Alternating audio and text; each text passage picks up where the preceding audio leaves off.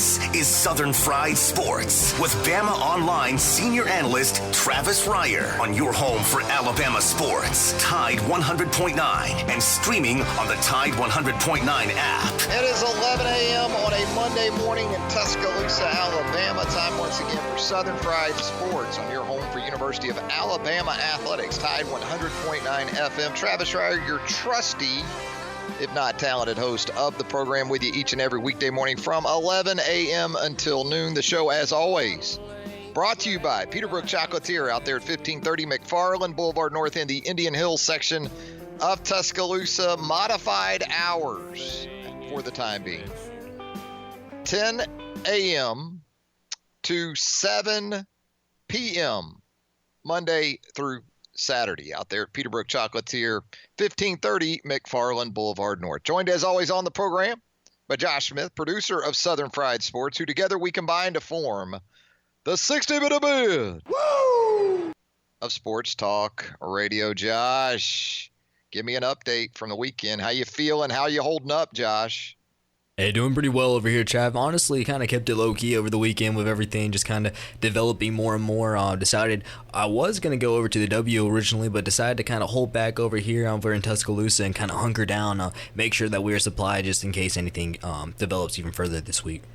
Yeah, that was kind of the situation for the Reier fam over the weekend. Not a whole lot going on. Did venture up to Peterbrook for a brief stint on Saturday afternoon. You had Southern Ale House right next door doing drive-up service for hamburgers, chicken sandwiches, house-made chips, and a drink you could get. They were doing sort of a burger sandwich combo. Really good stuff. Had a great cheeseburger fresh off the grill that they had set up out there in the parking lot at Southern Ale House. And I know Southern Ale House still doing takeaway service, curbside service, gourmet kitchen on the other side of Peterbrook right there at 1530 McFarland Boulevard North, also still offering their outstanding pre-made dinners and sides and wines. Just about anything you could want for a dinner you can get there at Gourmet Kitchen as well. What I refer to as the triple crown of the culinary arts, Southern Ale House, Peterbrook, and Gourmet Kitchen, all right there together in the Indian Hills section of Tuscaloosa. But it was pretty low key over the weekend. Self-quarantine weekend. Lots of Netflix, Josh. I'm a foodie, so I got into Ugly Delicious. I got into the Chef Show. I got into Chef's Table. But probably the dangest thing I've ever seen on cable, streaming, or otherwise was Tiger King. Not sure if you've taken that one in yet. Yeah, Tiger King centers on the big cat industry, literally. You know, you have these big cat parks, these petting parks for lions and tigers, chimpanzees, you name it. And something I had no idea about before watching this series. And look, Tiger King, it's a reality series. There's 7 episodes in it. And it's horrifying. It's depressing. It's hilarious. It's inspiring in some cases. And shocking in most others. Tiger King. Wow. Unbelievable. It was like Quentin Tarantino and Oliver Stone co-piloted an acid trip together and decided to come up with a reality show, and they named it Tiger King. And the lead character's name is Joe Exotic. I mean, Hollywood couldn't do what these people came together to produce with Tiger King on the Netflix. Incredible. Unbelievable. I saw that pop out of nowhere. I don't mean to interrupt you, but I saw that pop out of nowhere on Netflix, and it went from just, completely ranked to just number 1 on the chart. So that's definitely one of the ones that I saw was made by, I believe, the same people that looked into the Fire Festival as well. So it was just definitely great documentary work as well. Unbelievable. Yeah, it's 7 episodes, and about from the 4th episode on, you keep thinking, this has got to wrap up. There's no way there can be another twist or turn in this. And then there's 3 more episodes after 4 that absolutely introduce new people to the situation and different scenarios and how this thing played out. Starts in Oklahoma. The best thing about Tiger King is there's absolutely no references to the state of Alabama. because I think a lot of folks out there would think, oh, this is the type of stuff that no, not us this time. Not us this time. Oklahoma, stand up. Florida, stand up. South Carolina, stand up. That's where your central figures are pretty much located. Not going to give away any spoilers, but wow. Tiger King. 205-342-9904. That's the Peterbrook Chocolate Tier studio line.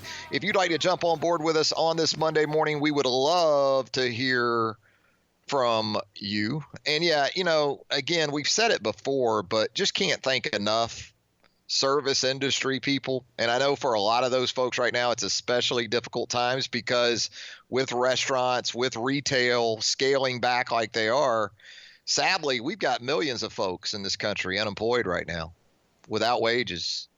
So it's very, very discouraging, disheartening on that front. But the folks that are still out there trying to make it happen, and I understand there's a lot of people who'd love to have that opportunity just to try to make it happen right now, and they're not getting it. But the medical fields, the consumers out there, big thank you to all you folks. Being out a little bit on Saturday, saw it firsthand for myself. Tuscaloosans doing the best they can to support local businesses in this tough time. Saw it at Southern Ale House, saw it at Peterbrook, saw it at Gourmet, saw it around Tuscaloosa in general. Understanding that we have to take every precaution that we possibly can while doing so, let me tell you for sure, it is greatly appreciated. Hey, let's get into some sports, and we have more of a NFL type show for you today. And I know, right? We typically don't do as much NFL on the program, but what do we really have right now? I guess you got the Ocho on ESPN, so you can watch a variety of non-traditional sports, we'll call them, for the time being. I know tonight on ESPN, on the cable, they're going to show you both of the Deontay Wilder Tyson Fury fights tonight. Wasn't last night, Josh? Last night was WrestleMania, wasn't it? Or they're going to do they're going to stagger some WrestleManias over some Sunday nights. Yeah, I believe they played the 30th last night. Yeah, it really is. It's like ESPN from my youth. When ESPN first hit the airwaves, what you had was a lot of billiards. You had a lot of billiards, a lot of pool. You had the Australian rules football. And you had the old American Wrestling Association, the AWA. You had Nick Bockwinkel back then as your heavyweight champ of the AWA. Yeah, that's taking it back a little ways, isn't it? You might have some tape delayed college football back in the early days of ESPN. That's what we're getting right now. Retro ESPN. But in terms of timeliness and things that are happening in the sports world right now, it's pretty much about the NFL. You continue to see news on pretty much a daily basis where the National Football League is concerned. And with a lot of the free agency, a lot of the trade sort of winding down in terms of the bigger names, the marquee names, guys like DeAndre Hopkins, guys like Tom Brady, guys like Todd Gurley, guys like Amari Cooper signing for 5 years and $100 million with the Dallas Cowboys. Those are starting to sort of trickle to a stop there. So what you're going to see and what we're going to do here, I know, and other programs I'm sure as well, other outlets in general, we're going to start to shift our focus more to the NFL draft because it allows us to talk about something that is still, in fact, out there. We don't know about college football, a resumption of practice, spring practice of any kind looks to be out the window. So how is that format going to set up? If and when we get to that point, hopefully. What we know is the NFL is still putting it out there as far as what they're going to do in terms of their business calendar year. And they've done it here in the last week with free agency and with transactions being made around the league. And they still are standing pat with that April 23rd to the 25th draft that's set to take place. Not going to happen in Vegas. You're not going to have the boats, not going to have the boats taking the draft picks out to the stage, I guess, like we thought we were going to have. It's going to be more along the lines of a game show or sitcom sort of studio setup is what I'm anticipating, with maybe some clap tracks, some applause tracks. They have laugh tracks on some of those old sitcoms. Yeah, there you go. And with the first pick in the 2020 NFL Draft, The Cincinnati Bengals select Joe Burrow, quarterback, LSU. That's going to be your NFL draft right there. See, we could do it. We could simulcast it, Josh, right here on the show. Here you go. Congratulations, Hey, easy cake, Joe. no problem. Yeah, enjoy the Bengals. It's going to be a lot of fun. It's going to be a blast. And you're not even going to be able to give Roger Goodell the hug, are you, at the draft? What about those first and second and third hugs that we see in the green room there at the draft on a yearly basis? We always sort of debate who is going to be the first hug by the draft picks. Is it the girlfriend/wife that gets the first hug, or is it mama? I'd say 90% of the time at least it's mama. If mama's there, mama's getting the first hug. And then it'll go girlfriend/wife, sister, the eye-to-eye handshake with the pops if he's there, grandfather, mentor, you name it. And then you get into going up there, and you usually give Roger the big hug. I don't think they're going to be able to hug with the social distancing this year. So we'll get into some draft talk. We'll get into some draft talk with a couple of different friends of the program coming up. Jordan Reed will join us. Jordan is the senior NFL draft analyst for the Draft Network, former college football player and college football coach, Jordan Reed. He'll check in with us. He just dropped his latest first three-round mock last night. And as you might expect, especially involved with Alabama players. 6 first-rounders Jordan has from Alabama in his latest 2020 NFL draft mock. It gets a little thin from there, though. You get into the second round and into the third round of Jordan's mock, and not a lot of Alabama representation. He does have Jalen Hurts, the former Alabama quarterback turned Oklahoma Sooner, in a very interesting spot. We'll ask Jordan about that. And then a little bit later in the program, we'll check in with John Ledyard. You've heard John on the program in the past. John does an outstanding job. He covers the Tampa Bay Bucks and the NFL draft for the Pewter Report.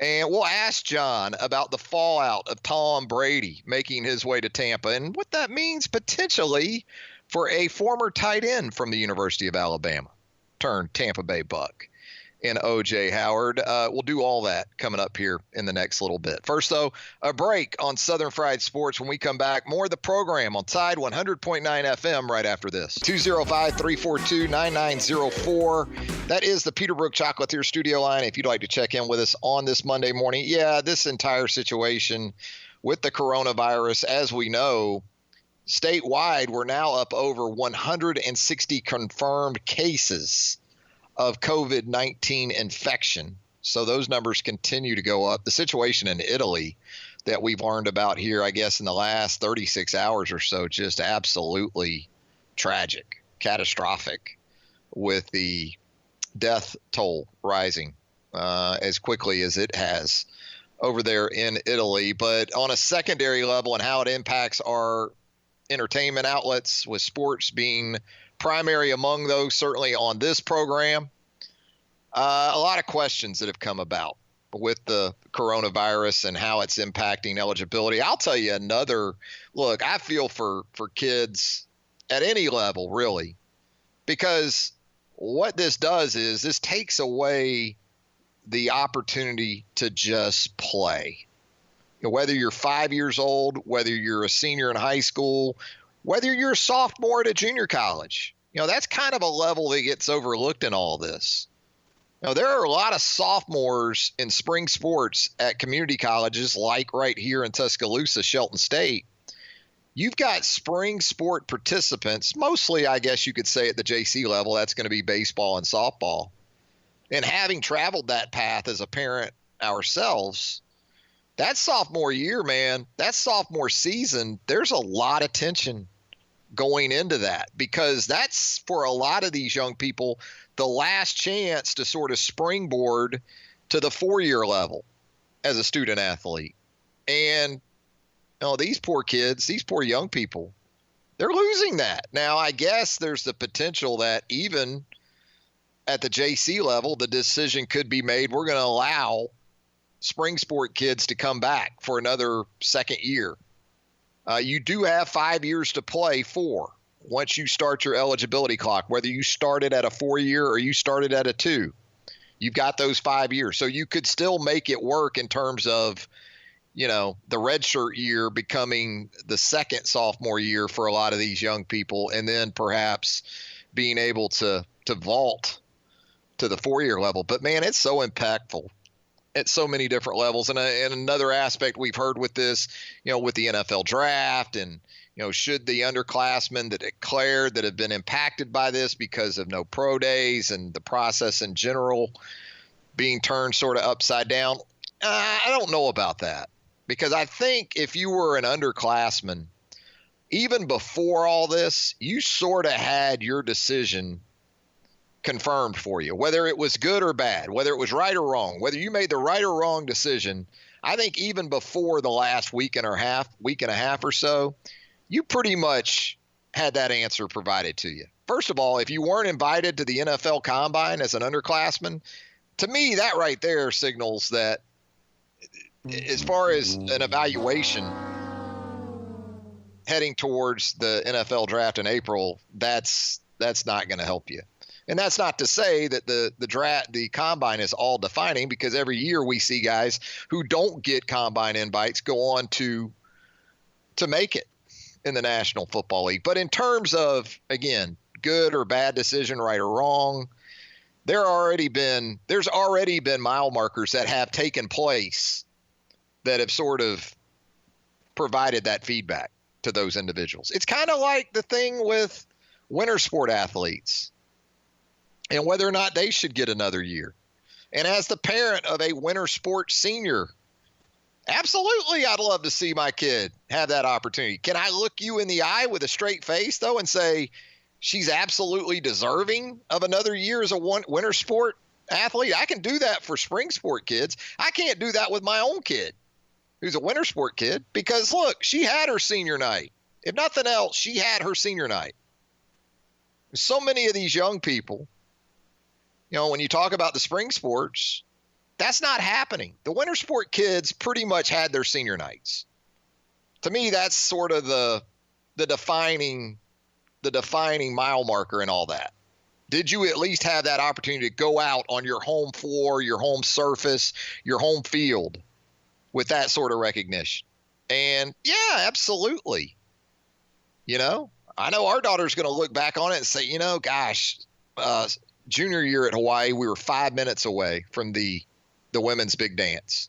Had a lead in the Big West Championship game a year ago, 5 minutes to go, that close to the NCAA tournament. This year, win the quarterfinal game, waiting to play the semifinal in a favorable matchup, looking at a potential second straight appearance in the Big West Championship game of the tournament. And it's easy to wonder about that as well. But as far as closure that you would like to see student athletes get, I think if you have a senior night, an opportunity on your home floor, your home venue, to go out with that sort of recognition, that's still a really great thing. If you at least had that opportunity. And of course, spring sports kids, for the most part, haven't had that. Going to head to a break. When we come back, Jordan Reed is going to join us. We're going to talk Alabama in Jordan's latest 3-round mock. Jordan dropped that last night at thedraftnetwork.com. We'll do that with Jordan Reed on Southern Fried Sports. Coming up next on Tide 100.9 FM right after this. Back with more of a Monday edition of Southern Fried Sports right here on Tide 100.9 FM. Travis Reier, senior analyst for BamaOnline.com, with you each and every weekday morning from 11 a.m. until noon. That's right, we're celebrating the 67th birthday of that outstanding lady, Shaka Khan. How about that? 67 today, Shaka Khan. We're going to celebrate the NFL draft, the upcoming NFL draft, in this next segment, as we're joined by Jordan Reed, senior NFL draft analyst for the Draft Network. You can follow Jordan on Twitter at JReed. That's R-E-I-D. He gets confused, I think, a few times on the Twitter for Jordan Reed, the NFL tight end, at JReed NFL. How you doing, Jordan? I'm good. Thanks for having me on. No problem. Really looking forward to it. By the way, Jordan Reed, a former Division I quarterback, coach, and recruiting coordinator, also a co-host of the Locked On College Football podcast, which you can find at iTunes and really anywhere else you consume podcasts. Jordan, we wanted to have you on because I know here in the last 24 hours you have released your latest 3-round mock, and here in Tuscaloosa, that's a particular interest, because there's always a fascination, it seems like more so than anything else these days, how many Alabama players are going to end up going in the first round of the 2020 NFL draft. And by my count, you have 6 in your first round. And set us straight on this. You're projecting your mock without consideration for potential trades. Is that correct? Correct. I got you. So you start with Tua Tagovailoa going number 5 to the Miami Dolphins in the first round. Seems like, Jordan, there's been some mixed reviews or signals about perhaps the Dolphins' interest in Tua and what that may actually lead to. But you feel like if Tua is there at 5, the Dolphins will make the move there. I think so, and that seems to be the mantra that we've been getting since last summer. And it's thanks for Tua. Hashtag and everything that's been going on there. But this time of year, it's really hard to get a beat up team just because nobody really wants to show their hand. So you're going to see them have an interest in Jordan Love, like we saw them bring him in for a visit a couple weeks ago, just getting some information about him. They tried to get Tua in, but they were unable to do that just because of the epidemic that's going on right now. And then we've seen the love fest, in a sense, for Justin Herbert. So the Dolphins are going to be attached to every quarterback, but they don't want to show their hand. And I guess as an extension of Tua in the quarterback situation in general, it's interesting because I see you have 4 quarterbacks going in round 1, including 3 in the first 6 picks, with Justin Herbert being the 3rd guy going just after Tua at 5, and then Jordan Love later in the first round of the New England Patriots, which in the end could really help Jalen Hurts, I guess. Of course, previously of Alabama and then on to Oklahoma, because you have Jalen as a second-round guy right now to the Pittsburgh Steelers. Yeah, and I know I got a little bit of backlash with this pick just because I know they have Mason Rudolph. Big Ben is on the backstretch of his career. He probably has 2 or 3 more years left in his career. I think that's a fair estimation. But with Jalen, I like Jalen, and there's a lot of evaluators that really like him around the league. And if you just think about the steps and the strides that he has made throughout the pre-draft process, from their last game in the college football playoff against LSU, it didn't go the way that he wanted it to, but I thought he really helped himself in the pre-draft process at the Senior Bowl. I think he made tremendous strides. After struggling in the first day of practice, he came back the second and the third day and looked really well. And then at the Combine, he went out, he threw the ball, he competed really well, and I thought he threw it fantastically in my guesstimation. But overall, I think he's helped himself a lot. Now, with Jalen, I think defensive-minded head coaches are going to take a liking to him a little bit more just because of how safe he is with the ball. And I think a team like the Pittsburgh Steelers could really use him just because we'll see what does happen with Mason Rudolph. But when he got his opportunities, he just didn't prove what they thought he could be.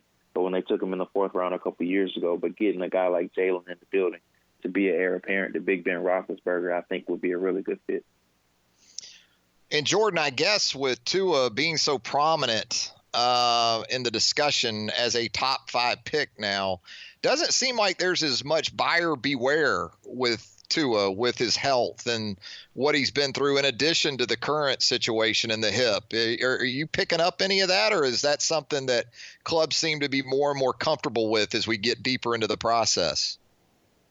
Well, there's going to be mixed reviews about Tua just because the first biggest stain on his resume, of course, is going to be his durability. It's not just the hip, both of the ankle injuries that he did suffer during his time at Alabama. So the injury history is something that is a little bit alarming, but I think the talent kind of trumps that just because of what he's shown during his career at Alabama. But if I had to guess, I think he's still going to be a top 5 selection just because of, supply and demand with this quarterback class. Joe Burrow, everybody knows, is going to be the top quarterback selected, whether that's the Cincinnati or somebody else trading up for him if Cincinnati decides to go another route. But all signs point to him being the top overall pick.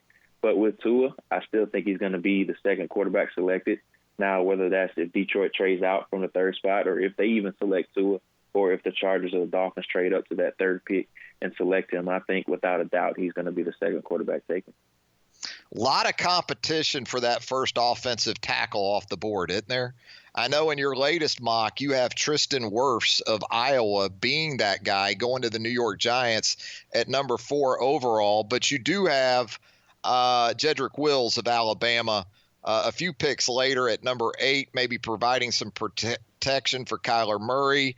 A few picks later, you've got Andrew Thomas of Georgia going 10th overall to the Browns. Mekhi Becton, the massive offensive tackle from Louisville, going 11 overall. You got those tackles kind of packed in there tight. What do you think will be sort of the separator for a guy like Jedrick Wills if he's in those first couple of guys to come off the board at his position? Yeah, and I'm really glad you mentioned him just because this is a really interesting offensive tackle class. And just talking about Jedrick, all you heard about coming into the season was about the guy opposite of him at left tackle, and Alex Leatherwood, before he ended up going back to school. But Jedrick, he had such a phenomenal year this past season. The Auburn game was just a terrific game. And then the LSU game, I thought he played really well in both of those contests. But just talking about Jedrick, I think of any offensive tackle in this class, I think he's the most pro-ready to step on the field right away. Just a bruising run blocker. I think he's very fluid as a pass protector as well. And he only allowed 1 sack this past year, so that goes to show you just how reliable he is in all of those areas. So it wouldn't surprise me if the Giants do take him with the 4th overall pick. But in my mock draft, I just went with the guy I think that has the most upside right away, and I think that's Tristan Wirfs. And that's not to say that Jedrick isn't going to be the best of the bunch. I just think that Wirfs brings much more upside to the table over the long haul than what Wills does right away.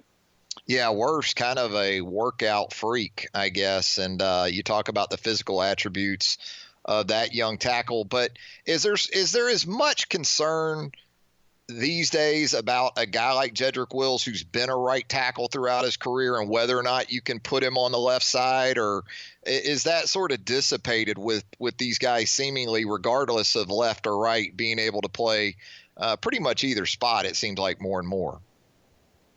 It's kind of a case-by-case basis, and I'm a little bit picky with doing that just because it is a bit of an adjustment for those guys. And I ask offensive linemen all the time, like, what's a comparison that you could use moving from the right side to the left side or vice versa? And it's kind of, a lot of them have said, it's like trying to learn to eat with your opposite hand. So if you always eat with your right hand and then you try to transition to your left hand right away, it's a bit of an adjustment. And I thought that was a really good comparison. So I'm kind of picky with moving these offensive linemen around, and I'm all about comfort. So if I'm drafting Jedrick Wills, I'm going to stick him at right tackle just because that's all he's played during his time with the Crimson Tide. Let's talk about some Alabama wide receivers. Henry Ruggs III pretty much had the showing at the Combine that I think most people anticipated. Jerry Jeudy certainly no slouch in his own right when it comes to testing and measurables. Will it surprise you if Ruggs goes ahead of Jeudy? I know you have Jerry Jeudy going number 12 overall to the Las Vegas Raiders.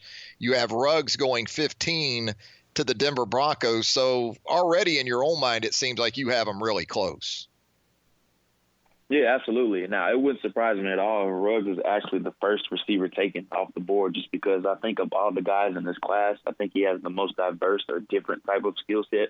He's very unique, and I think a common misconception out there about him is that he's just a field stretcher. But I think he's much more well-rounded than that, and I just think he kind of fell victim to a lot of mouths to feed in the Alabama system with Jeudy and then Jalen Waddle, then Devontae Smith as well. And he still put up his numbers, but I thought his flashes were really good. And I think like every 1/3 of his touches was a touchdown during his career. So that's just a microcosm of what he does bring to the table. But I'm a big fan of Henry Ruggs. It wouldn't surprise me if a team like Denver traded up from 15 in order to get him, or even the Eagles sitting at the top 20 range if they trade up into the teens in order to get him as well. So I think he definitely could be the first wide receiver taken. Rounding out your Alabama first rounders in your latest 3-round mock, which you can find at thedraftnetwork.com from Jordan Reed.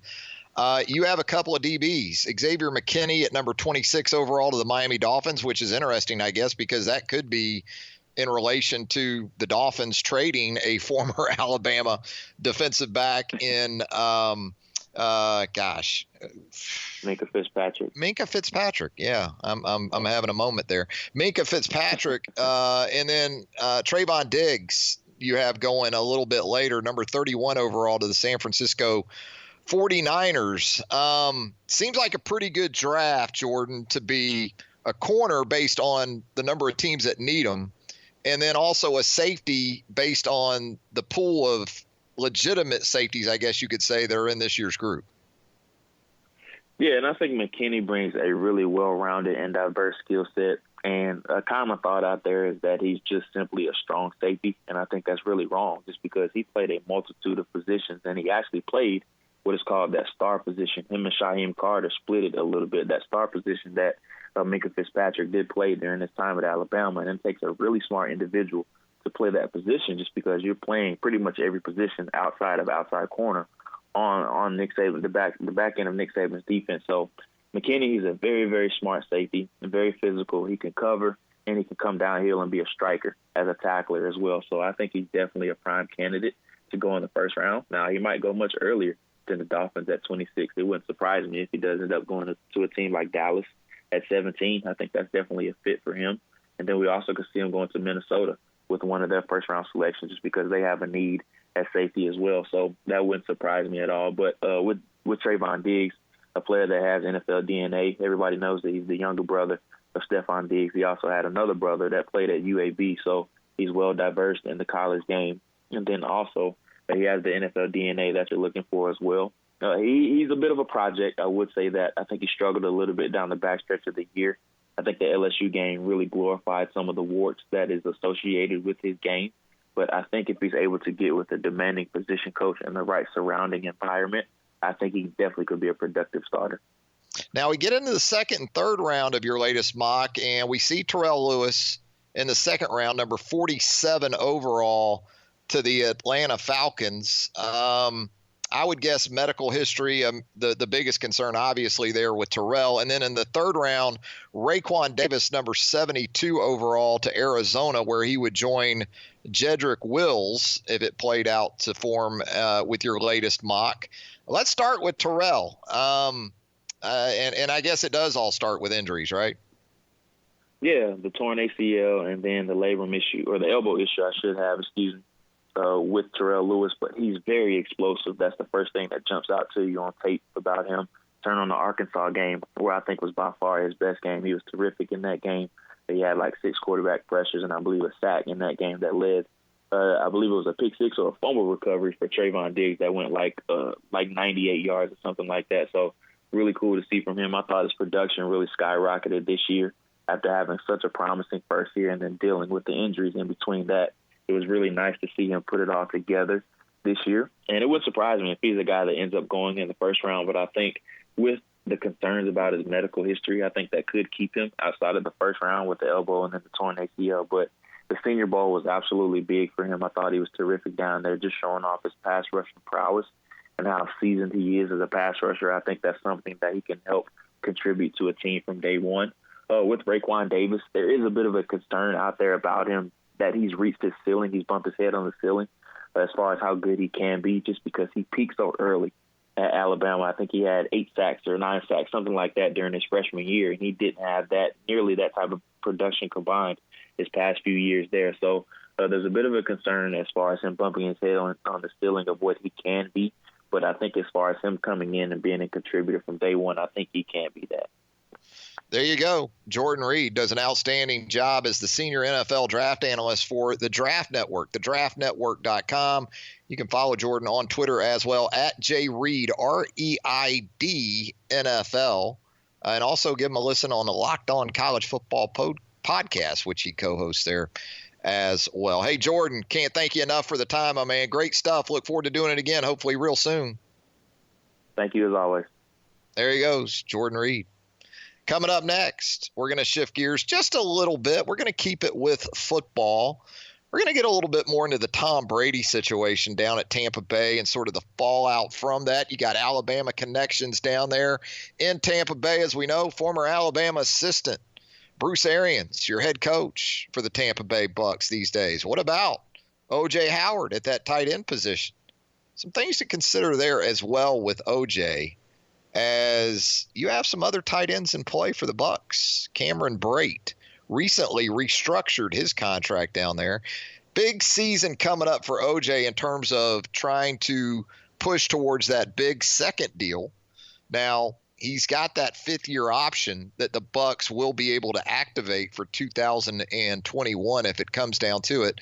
All topics that we'll hit on with John Ledyard of Pewter Power and the Pewter Report down there in Tampa coming up next on Southern Fried Sports on Tide 100.9 FM right after this. Back with more of a Monday edition of Southern Fried Sports right here on Tide 100.9 FM. Travis Reier, senior analyst for BamaOnline.com, with you each and every weekday morning from 11 a.m. until noon. We're going to head back to the Peterbrook Chocolatier studio line right now at 205-342-9904. Check in with our old friend John Ledyard. You can find him there at the pewterreport.com. Does an outstanding job with the Tampa Bay Bucs and the NFL draft. So we'll touch on both of those topics as we welcome John in now. John, how are you doing on this Monday? You holding up all right, my friend?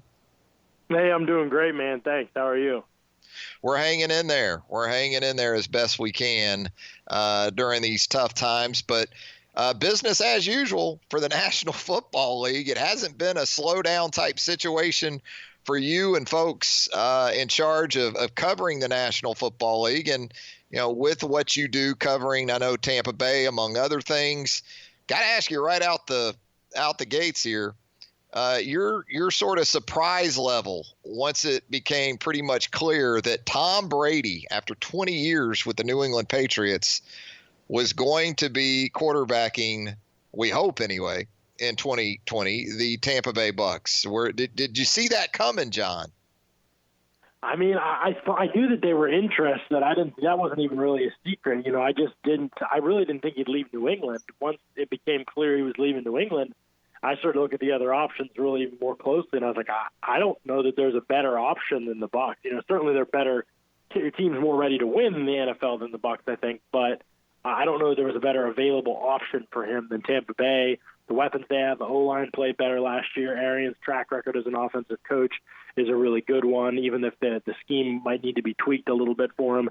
They're secondary, young and exciting, good pass rushers. So, yeah, it's a good team. I just didn't think – I mean, Tampa Bay's full market, and, you know, so it was kind of cool. I mean, to see Brady choose that, want to stay on the East Coast, and even snub L.A. to do it. I think it was really cool for Tampa, and I think whatever happens with it, it's really exciting for the fan base because they have labored with this team through some tough years, and Tampa Bay has never signed a quarterback they've drafted to a second contract. It's never happened. So they have waited for kind of someone to deliver them. And obviously Brady's not what he used to be, but it's pretty hard to make an argument that he isn't the best quarterback they've seen in Tampa Bay for quite some time.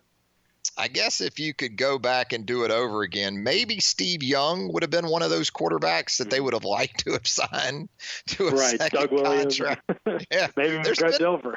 Yeah, I mean, there's been a few that unfortunately for Tampa fans, seems like once they left, they went on to some big things, including, as we just outlined for you, 3 future Super Bowl champion quarterbacks. But, you know, you hit on it a little bit in terms of where he's going to be at 43 years old when the season gets underway, tentatively scheduled to get underway.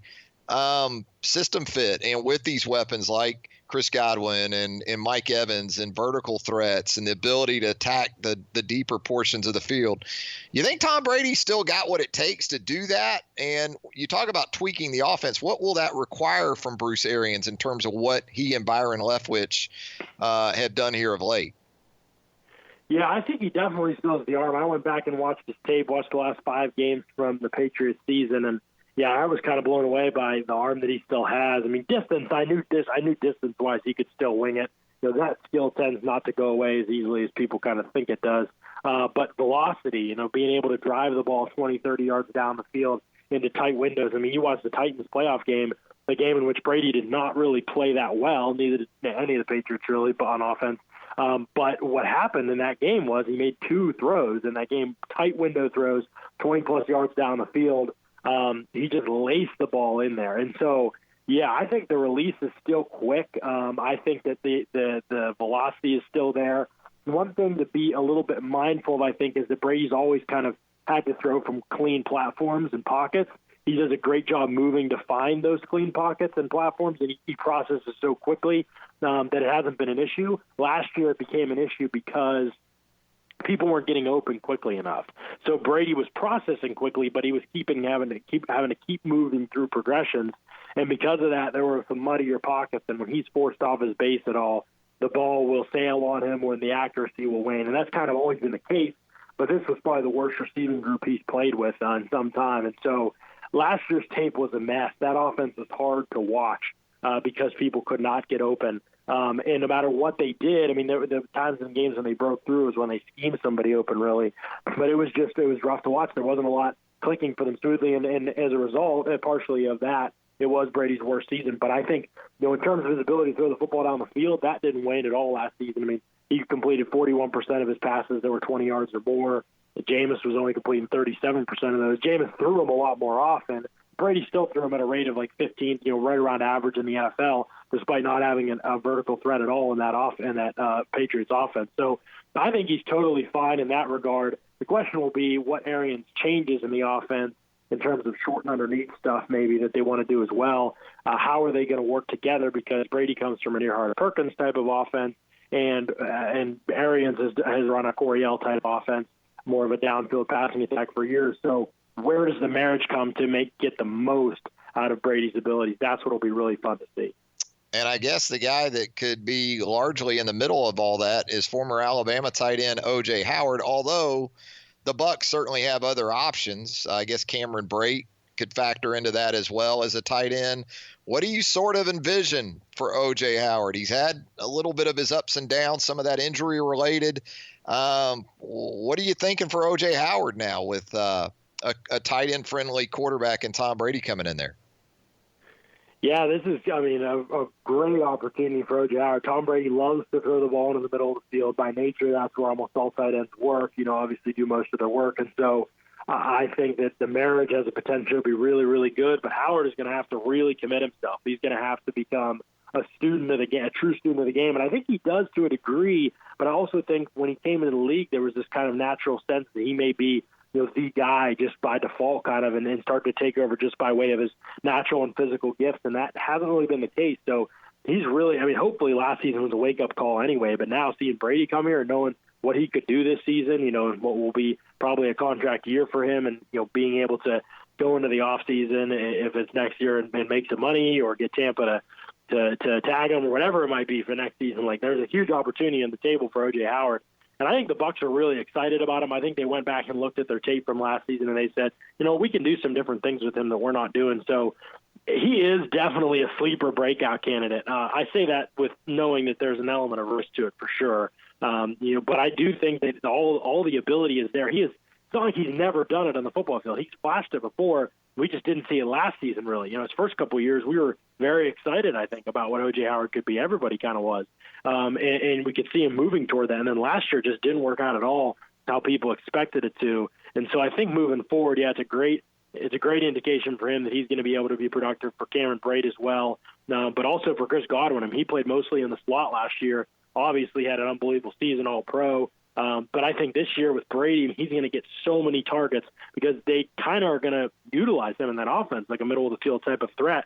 So I think he's going to see a wide range of targets next year in that offense. So another huge year probably in store for him as well. The marriage with Mike Evans is going to be the most interesting part, I think, because Brady really hasn't had an outside vertical big target receiver like that at Evans' level, really since you go back to Randy Moss. Now, I will say this, Josh Gordon has some similarities to Evans, and Gordon, when he was on the field, despite losing a step and being slower at that point and all those things that were going on with Josh Gordon, he was still pretty productive with Tom Brady. So that should excite everyone for what a marriage with Mike Evans could look like as well. Yeah, and as you alluded to, a huge financial year for O.J. Howard coming up. This is a contract year. Either he gets a new deal or he's tagged perhaps by the Bucs. If that happens and they take that fifth-year option, he could be looking at in excess of $9 million for the 21 season. And let me ask you this, as far as, and I know you do a lot of great breakdown work on the NFL draft, maybe an Alabama player or two that based on the Bucs need going into this 2020 draft, you could see perhaps Tampa Bay taking a hard look at. Yeah, I think Jedrick Wills from Alabama is a player I've written several times this offseason. Tampa Bay should trade up for him. If he starts falling and he's there, 8, 9, 10, I just think he's an absolute stud. I think he's the best tackle in the class. I think Wirfs and Becton are going to come off the board before him. So I think there's going to be a chance that Tampa Bay could land him. And he, right tackle at Alabama, all the snaps there, could slide easily right over the right side for Tampa Bay. So, I mean, that's where they have the biggest hole on their whole team right now. And I think he has the ability to play left tackle if they move on from Donovan Smith in the next year or two. So, to me, he is clearly like the answer and the player that they're looking for at that position. I just hope that they can be aggressive enough on a roster that doesn't have a ton of holes, be aggressive enough to trade, a late third or early fourth, whatever it's going to take to move up a few spots, just a couple spots, they'll probably, but ensure you get ahead of the Jets and the 49ers who could be looking at a tackle as well, because I think it's that important of a position for the Bucs. Yeah, I mean, if you're going to commit to a 43-year-old quarterback that is pretty much going to be in the pocket, is always going to be in the pocket, I would think you'd commit to protecting him as best as you could. Well, hey, John, as always, great stuff with us here. Great stuff at pewterreport.com. Give John a follow on Twitter if you haven't already. Thousands have. At Ledyard, Ledyard, NFL Draft. That's where you're going to find John on Twitter as well. Thanks a lot, John. Hey, thanks, Travis. Appreciate you having me. Thanks, man. John Ledyard joining us as we wrap up a Monday edition of Southern Fried Sports. Thanks to John. Thanks to Jordan Reed. Thanks to Josh Smith for producing the program. You heard the lunch whistle. Curbside service available to you right now at Southern Ale House, 1530 McFarland Boulevard North in the Indian Hills section of Tuscaloosa. Until 11 a.m. on Tuesday. Have a great rest of your Monday, everybody.